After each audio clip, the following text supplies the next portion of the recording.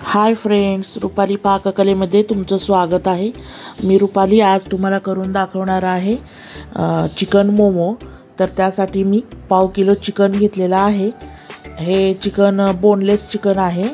तर हे स्वच्छ धुवून असे बारीक बारीक याचे तुकडे करून घेतलेले आहेत, बघू शकताय तुम्ही। तर आपण हे आयतं सुद्धा आणू शकतो, खिमा करायचा आपल्याला याचा।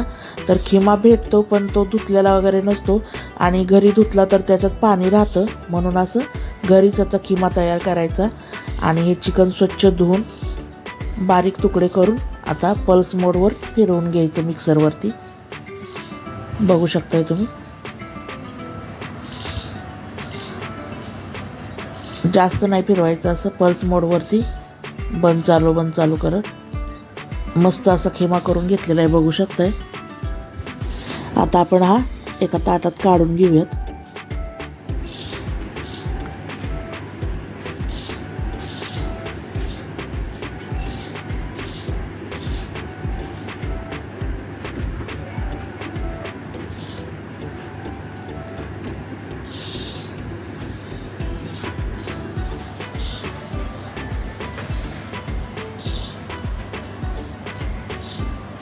ताटात काढून घेऊ आणि त्यात पुढील साहित्य टाकून घेऊयात। आता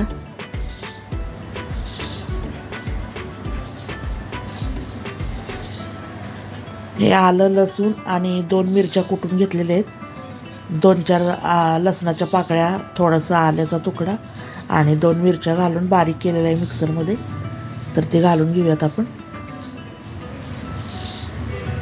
आणि थोडंसं अजिनोमोटो घालायचं।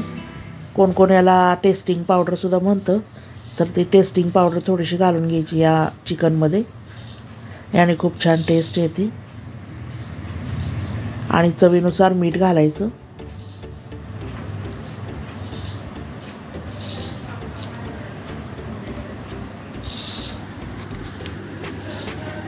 चवीनुसार मीठ घातले मी, बघू शकताय। आणि ही थोडीशी काळी मिरी पावडर आहे, तर 1 चमचाभर घ्यायची काळी मिरी पावडर आणि ती या चिकनमध्ये घालून घ्यायची। आणि हा पातीचा कांदा घेतला आहे बारीक चिरून, जर तुमच्याकडे नसेल तर साधा कांदा सुद्धा घेतला तरी चालतंय। आणि कोथिंबीर घेतलेली आहे स्वच्छ धुवून चिरून, तर ती पण आपण या चिकनमध्ये टाकून देऊयात।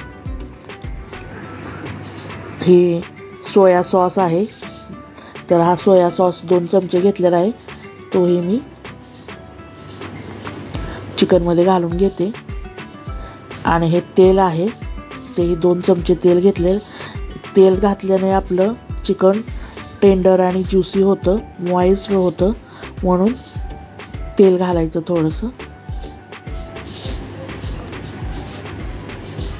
मस्त मिक्स करून घ्यायचं चांगलं एकजीव करून।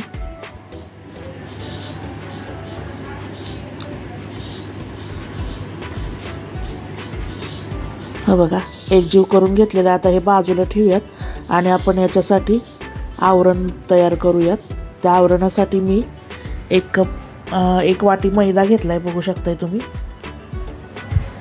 त्या मैद्यात आता चवीनुसार मीठ घालायचं थोडंसं आणि थोडंसं तेल घालायचं, अगदी अर्धा चमचा। आणि हा असा घट्ट गोळा मळून घ्यायचा, फार पातळ करायचं नाही, नाहीतर आपले मोमो तयार होणार नाहीत व्यवस्थित, म्हणजे त्याला आकार देता येणार नाही। तर घट्ट असा गोळा मळून घेऊयात। हे बघा, बघू शकताय, मस्त असा घट्ट गोळा तयार करून घेतला आहे मी मैद्याचा। आता याच्याबरोबर खाण्यासाठी एक चटणी तयार करूयात। त्यासाठी मी 1 टोमॅटो स्वच्छ धुवून घेतलेला आहे। आता आपल्याला हा भाजून घ्यायचा आहे गॅसवरती।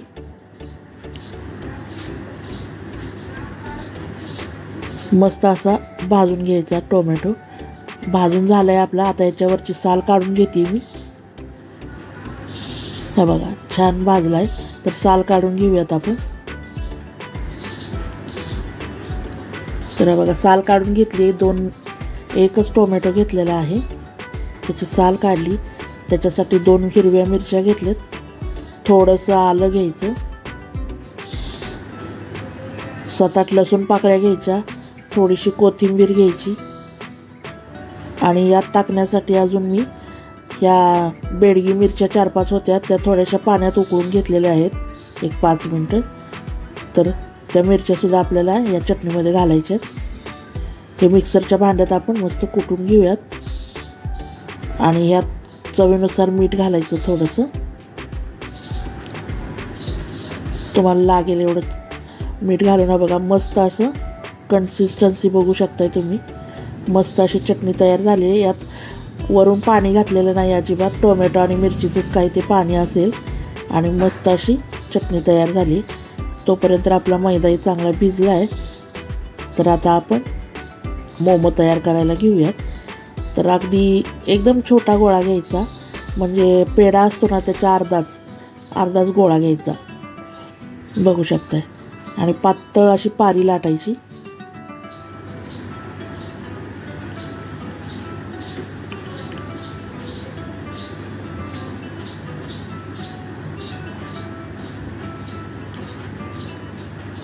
हे बघा एकदम पातळ पारी लाटलेली बघू शकताय. आता यात आपण स्टफिंग भरणार आहोत. आणि करंजी कशी दुमडतो त्या टाईप दुमडून घ्यायचं आणि व्यवस्थित दाबून घ्यायचे काढा. हा बेसिक आकार आहे तर तो दाखवते मी. बघू शकताय अगदी करंजीसारखा आकार देऊन दोन्ही टोक एकमेकाला चिटकवून असं दाबून घ्यायचे. हा बेसिक आकार झाला. अजून असेच वेगवेगळे आकारही करू शकतो आपण मोमोचे. तर मी अजून दाखवते तुम्हाला. हे बघा दुसरी पारी घेतली आणि त्यामध्ये मी स्टफिंग भरते चिकनचं. आणि आता आपण ही हातावर घेऊन मस्त अशी अर्ध्यापर्यंत दुमडून घ्यायचं बघू शकताय. अर्धी करंजी दुमडल्यासारखं. आणि ती एका बाजूला अशी दुमडायची परत बॅक साईडला त्याच्या. आणि परत दुसऱ्या बाजूने हे करून परत एक दुमडायची बघू शकताय. या पद्धतीने दुसरा तुम्ही आकार देऊ शकता मोमोला. ज्यांना मोमो म्हणजे आकार देता येत नाहीत त्यांनी असेही मोमो तयार करू शकता. आणि जो हॉटेलमध्ये गाड्यावरती मिळतो मोमो तो आता मी तुम्हाला दाखवते. एक पारी घ्यायची आणि अशी बोटांवरती टाकायची बघू शकताय तुम्ही. हे बघा असं बोटं करून व्यवस्थित टाकून घ्यायची आणि स्टफिंग भरायचं.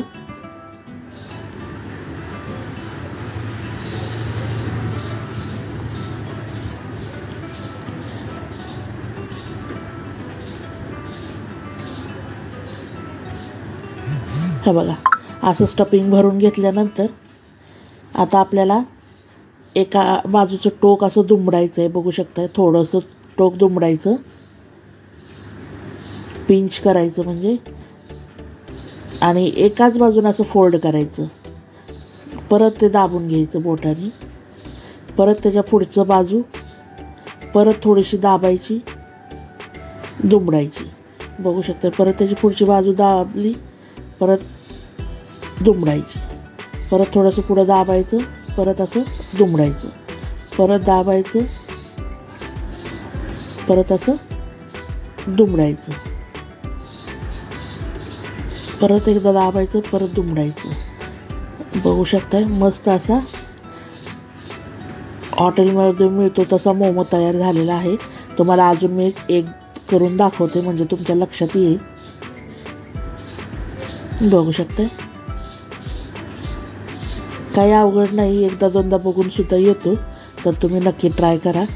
तुम्हाला जसं सोयीचं पडते, सोपं पडतंय तसं तुम्ही असं हातावर सुद्धा घेऊ शकता. काय हरकत नाही. असं बोटावरच घ्यावी पारी असं काही नाही. हा बघा परत पिंच, परत फोल्ड करायचं.